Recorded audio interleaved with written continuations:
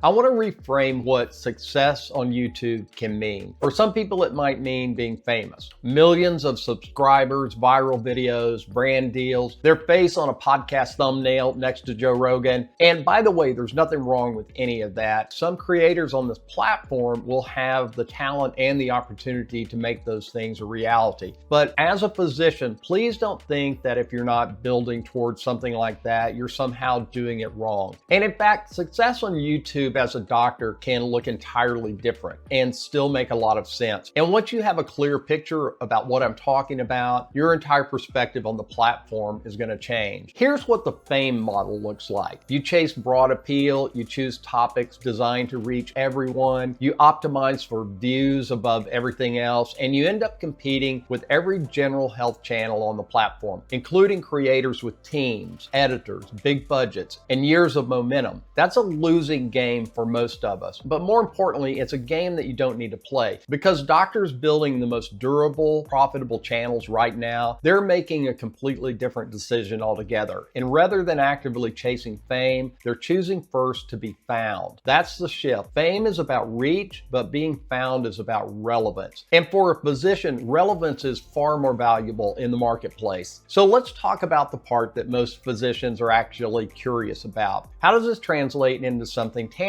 Because when most people think about YouTube revenue, they're usually thinking about AdSense, the ad revenue generated by ads that play before or during a video. And that is one piece of the equation. And in medical content specifically, it tends to be stronger than average. YouTube pays creators using something called CPM, or cost per mil. And it's the cost that advertisers pay for every 1,000 ad impressions or views. And it represents the advertising expense before YouTube takes its 45% revenue share. It varies dramatically by niche. Entertainment is low, gaming, low to moderate, finance, legal, medical, these account for some of the highest CPM on the platform, often in the range of $15 to $40 per 1,000 views, and sometimes even higher. Why? Because advertisers are paying to reach a very specific audience. Pharmaceutical companies, insurance providers, health technology companies, medical device manufacturers, they all pay a significant premium to reach a target audience who are actively engaged with health content on the internet. Your viewers are exactly who they're trying to reach, and YouTube prices that access accordingly. But I want to be really clear about something. AdSense is not the main opportunity here. It's the baseline. It's the smallest, most passive layer of a much larger system, because what you're actually building on YouTube isn't just views, it's trust. And trust, when built correctly, creates options. Over time, that trust can translate into a book that people buy because they already believe your voice, a course that solves a very specific problem for a very specific audience, affiliate relationships for products you genuinely use and recommend, selective brand partnerships that align with your values and the values of your audience, even consultation or advisory opportunities that didn't exist before you were visible. Speaking gigs, all of those are possible. And none of these things require 1 million subscribers. What they do require is the right audience, an audience that came looking for answers and happened to find you and stayed. So again, you don't have to build a massive audience, but building a relevant audience, people who are actively searching for exactly what you know, that's a very strategic play and a truly achievable goal, because you don't need everyone. You need the right people finding you consistently. Now, here's what makes this even more powerful. Health-related search behavior is incredibly specific. People don't just search health tips. They search, what does a creatinine of 1.4 mean? Is metformin safe long-term?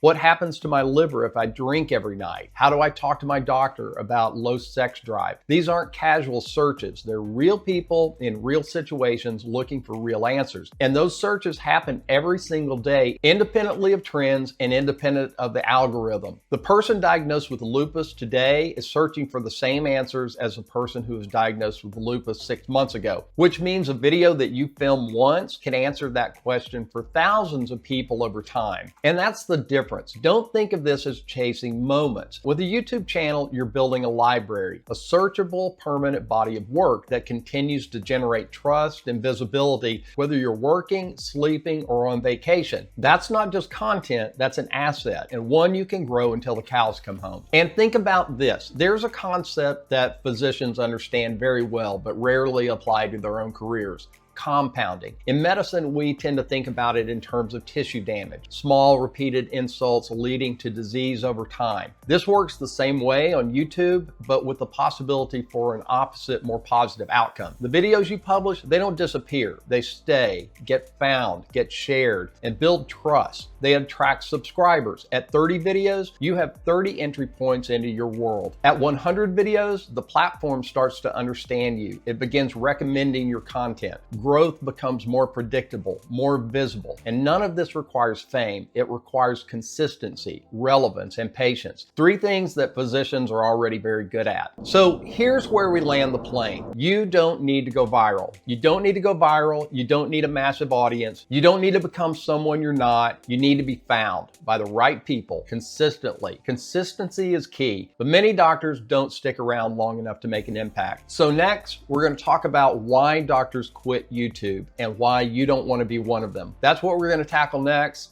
I'll see you there.